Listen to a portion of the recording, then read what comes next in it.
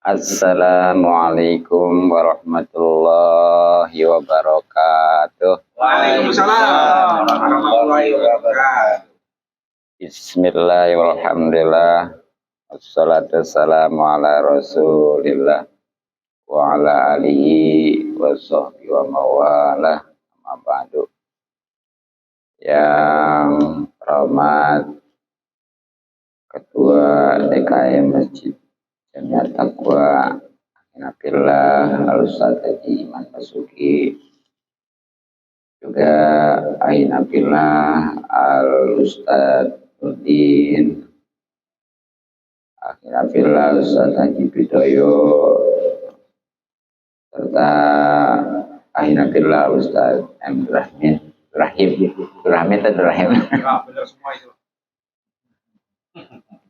Kita doakan mudah-mudahan semuanya dipanjangkan umur dalam keadaan sehat lahir batin, sehingga bisa istiqomah memimpin kita di jalan Allah Subhanahu wa taala. Alhamdulillah malam ini juga Bapak RW ada ya. Mudah-mudahan selalu diberikan hidayah dan petunjuk oleh Allah Subhanahu wa taala, sehingga bisa menjalankan tugasnya dengan amanah. Pada hadirin yang mudah-mudahan kita semua selalu dimuliakan dan diberikan taufik serta hidayah untuk petunjuk oleh Allah Subhanahu wa taala. Mudah-mudahan kumpul kita dirahmati dan diberkati serta diridhoi oleh Allah Subhanahu wa taala, juga mendapatkan pahala yang besar dan kenikmatan dunia lebih akhirat nanti dari alamin. Terutama para dan silaturahmi, mudah-mudahan rezeki kita dimudahkan dan dibarokahkan. Terlebih lagi pahala dan keuntungan haji yang insya Allah diantaranya bagaimana Nabi sabdakan, "May yuridillahu bihi khairan yufaqihu fiddin." Siapa orang yang dikehendaki kebaikan dunia lebih-lebih akhirat, maka akan dipahamkan di dalam agama. Tapi untuk paham tentunya harus belajar. Alhamdulillah pada kesempatan ini kita mari kembali kaji kitab yang pertama, hadis ya, yang punya dan bawa kitabnya halaman 8. Qala al-musannif rahimahullah ta'ala wa nafa'ana bi ulumi bid-darin amin ya rabbal alamin. Bismillahirrahmanirrahim. A'udzubillahi minasyaitonir rajim. Bismillahirrahmanirrahim. Alhamdulillahi rabbil alamin. Arrahmanir rahim. Iyyaka na'budu wa iyyaka nasta'in. Ihdinas siratal mustaqim. Shiratal ladzina an'amta 'alaihim ghairil maghdubi 'alaihim waladdallin. Bismillahirrahmanirrahim. Wa qala, halaman 8 baris kedua ya. Atau baris yang pertama kapan pernah coret enggak apa-apa. Qala, bersabda Nabi sallallahu alaihi wasallam, "Manintaqala, barang siapa yang pergi lihat ta'allama untuk belajar ilmu, kubiro maka diampuni lau baginya qabla tua sebelum dia melangkahkan kakinya." Waqala, dan bersabda Nabi sallallahu alaihi wasallam, "Akrimu, hormatilah olehmu al-ulama'a, para ulama. Fa innahum, karena sesungguhnya mereka itu indallahi, di sisi Allah. Kuromau adalah orang-orang yang mulia. Kuromuna lagi dimuliakan.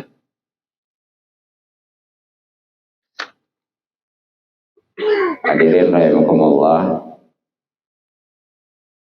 Masih di bab yang pertama, yakni keutamaan ilmu dan ulama, khususnya pada kesempatan ini tentang ulama, sehingga sebagaimana Rasulullah SAW memerintahkan kita melalui sabdanya, akrimul ulama fa innahum indahu ikrama'u ukramun. Muliakanlah para ulama. Nah, maksud daripada memuliakan ini gimana? Dalam tafsirnya kitab Tangkil Kaul, itu dengan menggauli atau memperlakukannya dengan mengagungkan, juga berbuat baik kepadanya, baik itu perkataan maupun perbuatan. Bahkan di dalam kitab Ta'limut Ta'lim sebagai panduan sukses, baik mengajar atau belajar, di sana Syekh Imam Sadiduddin Az-Zaraji berkata, para guru-guru kami berkata, man aroda ayakuna ibnuhu aliman yang bagi ayuriyal guba'a minal fuqai wa yukrimahum wa yu'azzimahum wa yu'imahum sayan wa illam yakun ibnu aliman yakunu hafidhu aliman. Siapa orang yang ingin anaknya menjadi alim, khususnya dalam hal agama ya, yang insya Allah kesananya bisa diharapkan kesoleh atau kesolehan, maka hendaklah menjaga pengembara khususnya para fuqaha atau ahli-ahli fikih. Ya, memang ini baik secara umum di dunia ini ya, di mana dan kapan saja, selagi orang itu berilmu fikih, yang paham tentang agama, tahu halal haram, khususnya yang di sekitar kita. Nah, dengan cara apa menjaganya? Itu tadi, berbuat baik, baik perkataan maupun perbuatan. Bahkan di sini ditambahin lagi itu dengan memuliakan dan mengagungkan. Juga kalau memang ada ya waktu-waktu memberikan hadiah kepadanya.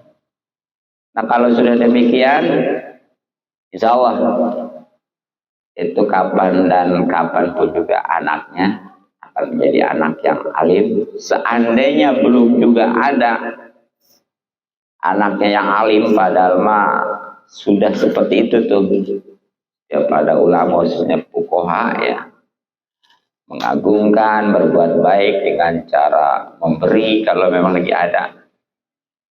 Insya Allah nanti dari anak keturunan ada gitu yang alim. Ini supaya membuktikannya banyak itu. Kalau orang yang betul-betul dia memperhatikan pada orang alim khusus dalam ilmu fikih, maka nanti anak ataupun keturunannya itu ada yang alim juga. Nah, jadi itulah maksud daripada memuliakan ulama, dan keuntungannya juga sikapnya bagaimana. Nah, cuma pengertian ulama di sini harus digarisbawahi juga, yaitu orang yang mengerti tentang ilmu syariat. Ya tadi fikih juga gitu. Bahkan di dalam hadis riwayat Imam Abi Hurairah, Rasulullah SAW bersabda, ila tahadasa, ketika berbicara al-alimu, orang yang berilmu agama, di majlisihi di majlisnya, tentunya bil ilmi, ya berbicara tentang ilmu. Sedangkan walam yadkhulhu, tidak masuk dalam pembicaraan itu hazlun, suatu guyonan, wala lagun, apalagi perkataan yang sia-sia. Khalaqallahu ta'ala, maka pasti Allah Ta'ala menciptakan mingkuli kalimatin, daripada setiap kalimat, tolaat yang keluar min bamihi, dari mulutnya orang alim tersebut, malakan, satu malaikat. Yastaghfiru, yang selalu beristighfar, memohonkan ampun, lahu, baik bagi orang alim tersebut, wali sami'ihi, dan bagi pendengarnya, ila yaumil kiamah, sampai hari kiamat. Apa idan sorofu, maka ketika mereka itu baik orang alim maupun yang mendengarkannya itu budal, beres lah gitu ya, maka insorofu, mereka itu budal dalam keadaan magfurina, diampuni dosa-dosanya lahum bagi mereka. Sumakola, kemudian Rasulullah SAW menyempurnakan perkataannya, itulah maksudnya baik orang alim maupun pendengarnya, al-qaumu, suatu kelompok, laisko, yang tidak akan celaka, layaski, yang tidak akan celaka, bihim, bersama mereka, masa jalisuhum, ya, orang-orang yang duduk bersama mereka. Begini, kalau ada orang alim yang mengerti tentang ilmu agama, khususnya yang alim fikih, berbicara nih di majelis tentang ilmu fikih khususnya, tapi waktu bicaranya itu nggak ada yang namanya bercandaan yang istilahnya mengarang gitu ya, apalagi yang sia-sia matanya dibuat-buat kalau pengen diketawain aja. Nah, kalau sudah demikian, maka pasti Allah Subhanahu wa Ta'ala menciptakan dari setiap kalimat. Kalimat itu satu kata ya, lebih dari satu kata ya. Ya, kalau dalam bahasa Arab itu ada lafaz, ada kalimah ya, gitu ya, atau kan kata lah paling enggak. Nah, itu setiap satu kalimatnya akan dijadikan, pasti dijadikan oleh Allah satu malaikat yang selalu beristighfar kepada orang alim tersebut maupun pendengarnya sampai hari kiamat. Itu kalau satu kali pertemuan, setiap satu kata tuh ya. Dan dalam setiap pertemuan, bagaimana kalau sampai 1 jam, kira-kira berapa kata itu? Apalagi kalau setiap pekan umpamanya, udah berapa ya? Luar biasa. Nah, makanya itu sampai-sampai Rasulullah, kalau orang yang duduk-duduk bersama mereka nih, yang umpamanya nih di lain kesempatan tuh, umpamanya tuh jamaahnya ini kumpul lagi dengan yang lainnya, karena yang ditularkan ilmunya, makanya itulah tidak akan celaka, justru akan bahagia ya. Nah, begitu.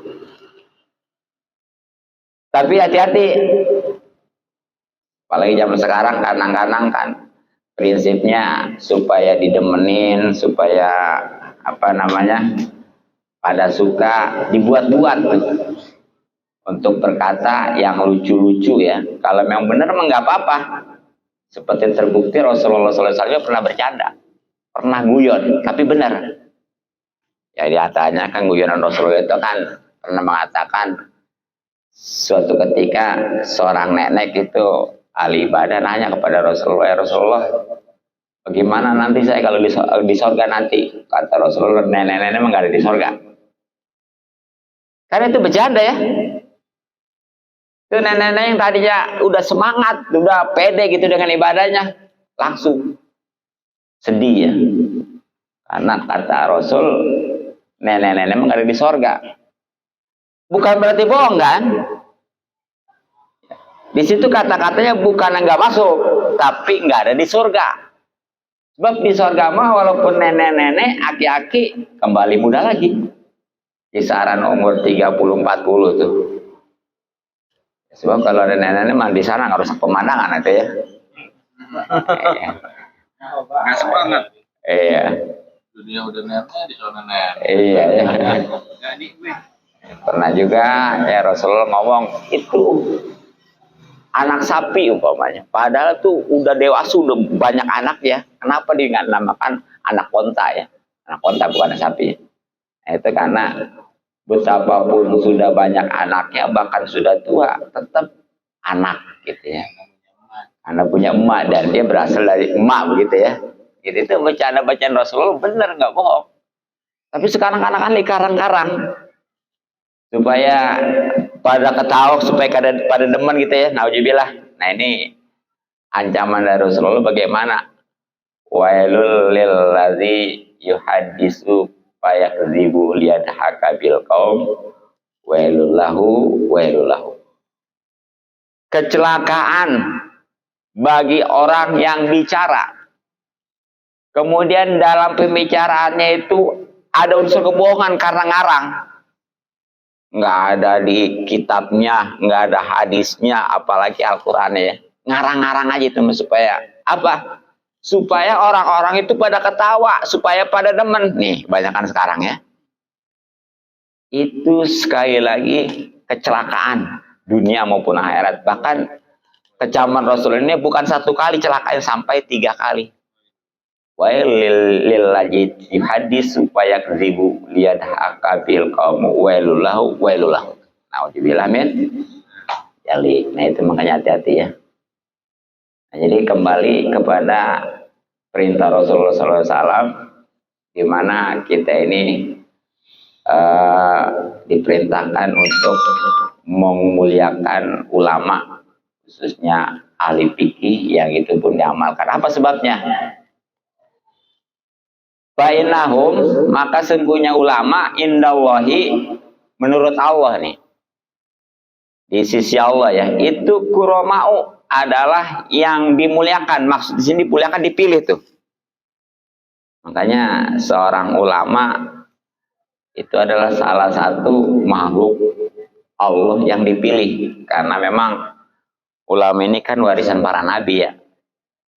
Jadi paling tinggi makhluk Allah itu adalah Rasul, kemudian ke bawahnya para nabi, nah, kemudian para ulama. Itu tuh. Makanya wajar kalau dipilih oleh, bahkan dimuliakan ini tentunya oleh para malaikat. Jadi di sini walaupun secara bahasa sama, kuroma itu mulia, mukromun dimuliakan, tapi maksudnya kalau kuroma mah itu dipilih oleh Allah, makhluk pilihan. Sedangkan kalau mukromun mah dimuliakan, maksudnya oleh para malaikat. Artinya para malaikat saya sudah memuliakan, bahkan Allah memilih. Nah, apalagi mestinya kita kalau kepada orang-orang alim itu harus benar-benar, bahkan tadi Allah kita akan dapat banyak keuntungannya. Mungkin untuk kajian hadis cukup demikian sekian, mudah-mudahan manfaat. Selanjutnya kajian fikih ya. Wallahu a'lam bishawab.